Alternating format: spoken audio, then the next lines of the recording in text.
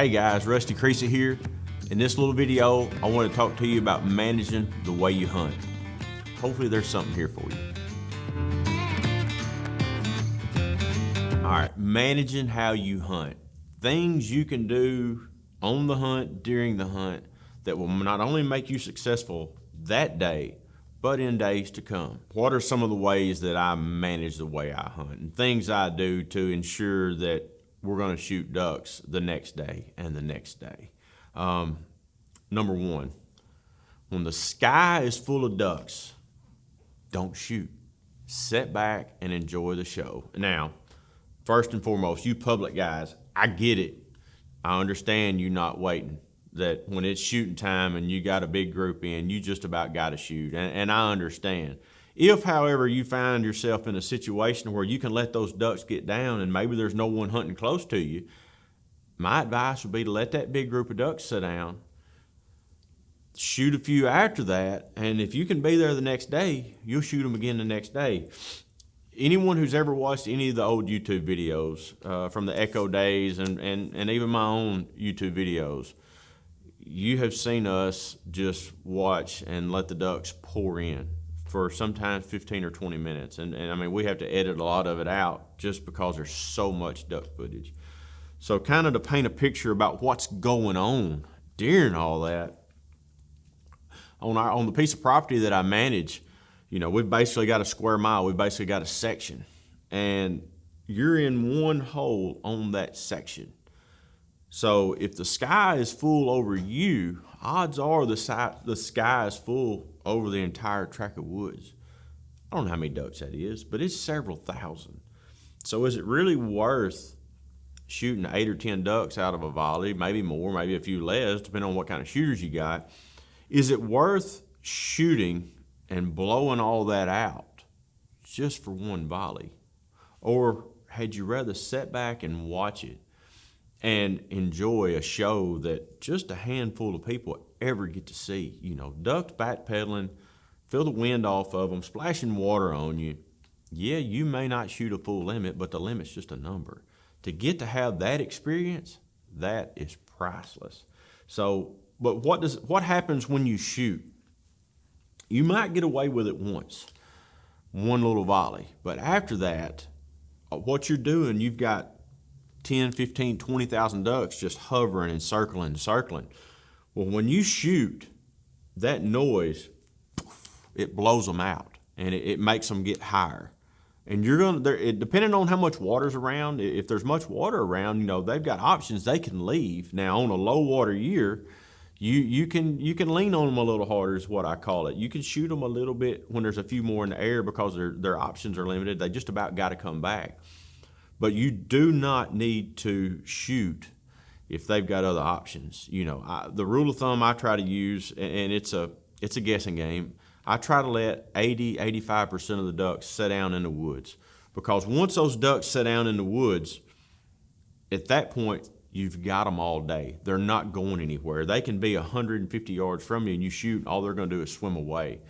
So the whole point of letting those ducks sit down is the insurance that they will come back the very next day. And every duck that flies over the woods and sees those ducks is coming to them. So you're holding your inventory, you're building your inventory, and you're thinking about the next days to come.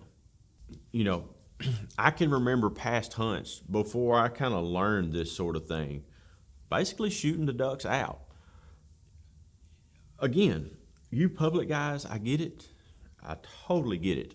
I've hunted public a few times back in with Freddie King in the Echo days, and had some great hunts. But it is a competition and it's dog eat dog, so I understand, you know. But if there is a way that even y'all could maybe use some of these same tactics, and maybe you kill them, instead of shooting them one day, maybe you shoot them 3 or 4 days. I don't know, you know. I definitely, days in the past though, I know I have shot too early, not necessarily not before shooting hours, but shooting in my eyes too early, and run a lot of ducks off. And you know, lessons learned the hard way are ones you don't forget. So we've talked about shooting early. Now, what are maybe some things you can do to get by shooting into a little bit bigger wads of ducks. Something that we've done the last 2 years, we've went from 12 gauges to 20 gauges. And some days even shooting 28s and 410s.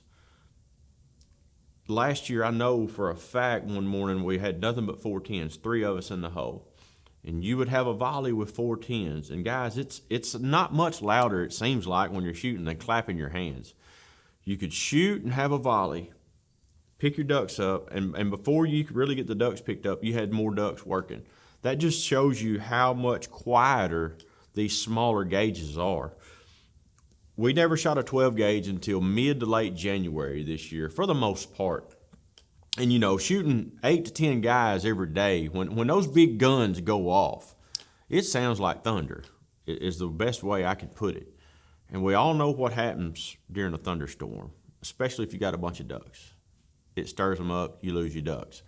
That's kind of what 10 or 11 big guns going off sounds like to me. So what we did, we started using 20 gauges or smaller all season long during when it had our biggest volume of ducks.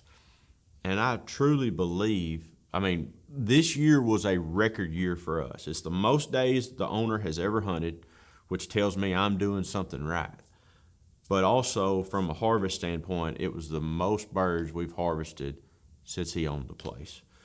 So as a manager / caretaker / guide, that is the best 2 numbers there is. And there was days, y'all, we would set a number, we shoot this number, we leave, get in and out, because the limit's just a number. So if you can get in, and this is another management deal. Go to a smaller caliber gun where it's quieter. It's not nearly as loud. But instead of staying in there and shooting, there's 14 of you, let's just say. Instead of shooting 14 limits, if you can shoot 10 limits, let's just say that's 40 mallards, and let's say it's 8:15 or 8:30. Get in and get out.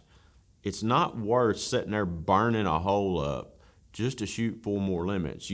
Let's just say you saw the early ducks, you saw the show, which is priceless. You shoot 40 ducks, it's 8:15, 8:30. You can be back at the lodge by 8:45 or 9 and having breakfast.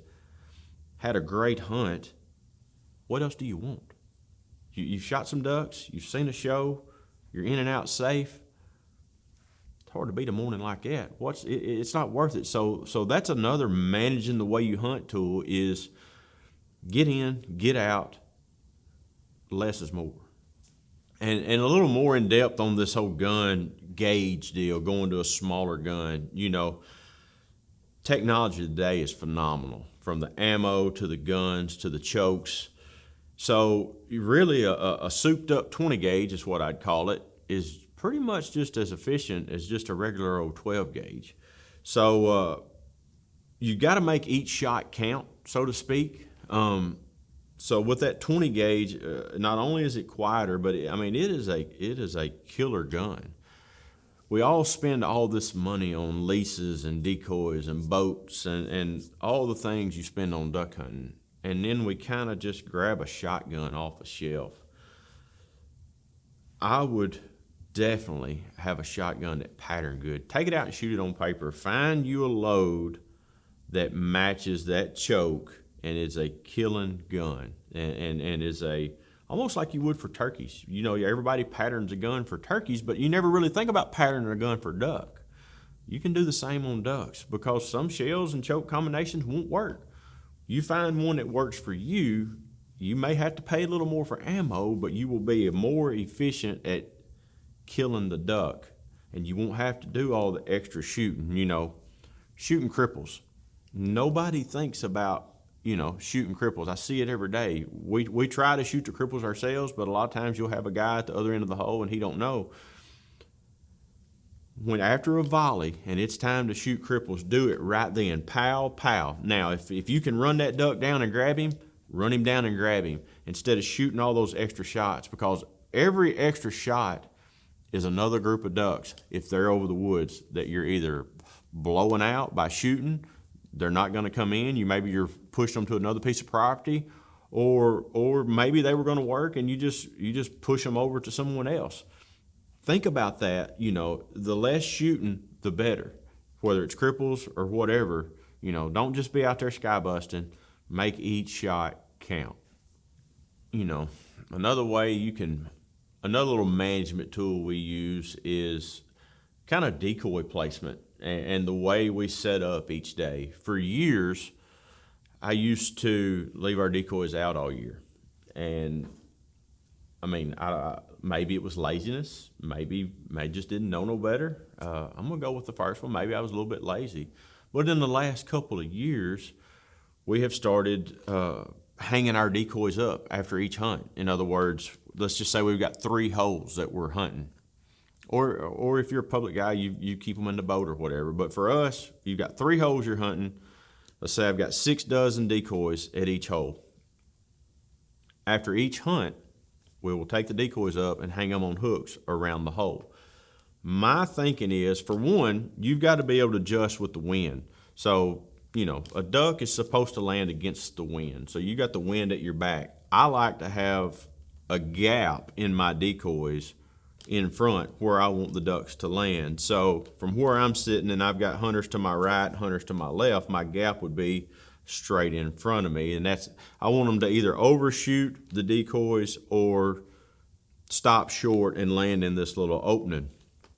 Now, the original reason that I went to setting up fresh every day is because the ducks we hunt are ducks that live in and around our piece of property.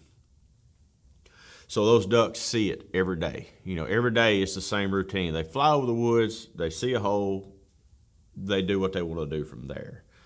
My thinking is, if I leave those decoys out each day, they kind of get numb to it, and it looks the same as it did yesterday. But if you take them up every day and hang them up, those ducks are flying, they see this hole, there's nothing, then boom, the wind's right, the conditions are right to hunt, let's just say the gar hole. All of a sudden there's 6 dozen decoys, a jerk string, maybe 2 spinners, maybe a squirter or something out there. Oh, now it looks legit. Now, hey, that's fresh, there's real ducks here, and you've tricked them. I just like a fresh setup. You can do so much more with it and set it up for the conditions, for the wind, because as a duck hunter, wind is everything. Another little something that a lot of folks really don't think about, and it's just crazy to me as far as managing how you hunt, is right, wrong, or indifferent. There's got to be someone in charge. You can't have 6 or 8 guys out here and it's just a free-for-all. When you get a shot, you take it. When you get a shot, you take it. It can't be that way. You've got to have one guy in charge, and he can be a hero or he can be a zero. But you need 1 or 2 guys, usually 1, calling the shot. You need a leader. Without that, you may have 50 ducks locked up about to do it, and Joe Blow down here on the end, a wood duck flies over low and he just shoots him. Well, guess what? You just ruined it for the whole group. You just blew 50 ducks out that was fixing to do it. So communicate amongst yourselves. Put someone in charge, usually the most experienced, and let them call the shot. It can't be like a dove shoot in the duck woods. It just don't work. From day one, I'm always thinking about day 60 in this whole management deal.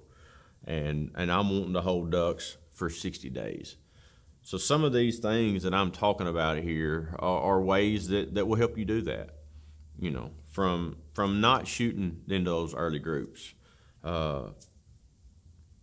shooting smaller guns. But another thing you can do is don't put yourself right in the middle of a big concentration of ducks. If you're blessed to have a little piece of property and hold ducks, try to hunt around the edges. Don't jump right in the middle of them. Now, hey, if it's the last couple of days of season and you really got nothing to lose, hop out in the middle of them. I get it. But, those early days, if you can stay right at the edge of the ducks, and it may take you longer to get your limit, or you may not get your limit, but the thinking as a manager is you had rather come up a few ducks short and hunt a little longer and hold your big volume of ducks as to jump in there, shoot them out, and then look at a blank sky for a bunch of days. So hunt around the edges when you can. Don't jump in the middle of your ducks. Hold them, because if they're there today and you don't do nothing to them, odds are they're coming back tomorrow. Really, the way to hunt ducks, the way we hunt ducks, is very similar to like a lot of y'all will hunt deer. You don't just trounce off into the bedding area. You hunt around the edges. You hold your deer in your bedding area. You hunt around the edges.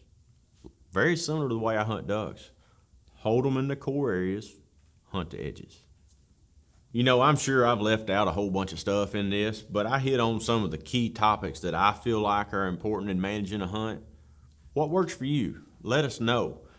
Whether you're private or public, I think someone somewhere will use some of the things I just hit on.